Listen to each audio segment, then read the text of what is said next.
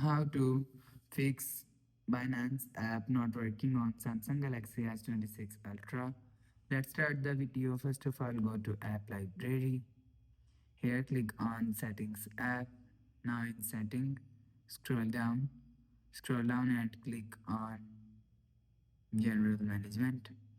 After click on General Management, click on Reset and click on Reset All Setting.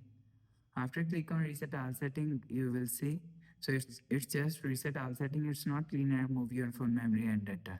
After the process, go back to home screen. You will see your problem is solved. So if it's still not solved, click on Settings app. Now in Setting, scroll down and click on Apps.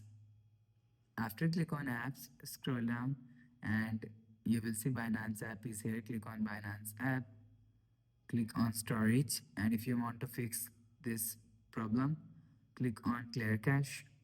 After click on Clear Cache, click on Clear Data. After click on Clear Data, you will see your problem is solved. After the process, go back to home screen.